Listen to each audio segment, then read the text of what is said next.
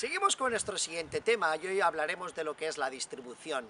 En un proyecto emprendedor, cuando hablamos de distribución, hablamos de cómo vamos a vender nuestros productos, nuestros servicios y sobre todo cómo vamos a hacer posible que nuestros clientes que hemos definido puedan llegar a lo que es la adquisición de estos productos o servicios. Fijaros, la primera clave, el primer punto, será Internet, que veremos en un tema aparte, pero que es un tema que tenéis que empezar a pensar como estratégico para lo que es la distribución y promoción de todos vuestros productos y soluciones, de vuestro proyecto emprendedor. Esta distribución entendida a través de Internet se trata de tener una web, una magnífica web, fácil, intuitiva, sencilla de navegar, bonita, tiene que ser agradable a primera vista y que nos va a facilitar el poder llegar a simple vista, con una primera visita de un usuario, el poder casi yo te diría enamorar a ese primer cliente para lo que es la puesta en marcha de este proyecto emprendedor.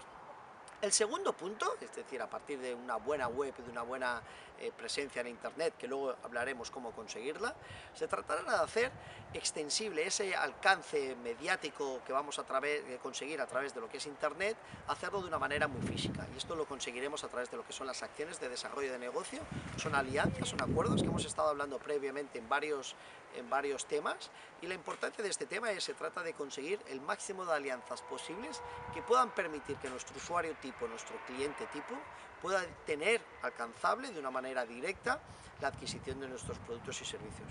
Así pues, de esta manera, una vez partimos de lo que es la existencia de esta web, buscaremos el llegar a acuerdos con terceras compañías, terceras personas que puedan prescribir lo que es la adquisición de nuestros productos y servicios.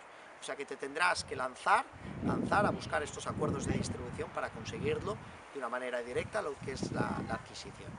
Muy bien, estos son los dos puntos principales, Internet por una parte y acuerdos de desarrollo de negocio. Estos son las piezas claves de todo proyecto de distribución de un proyecto emprendedor.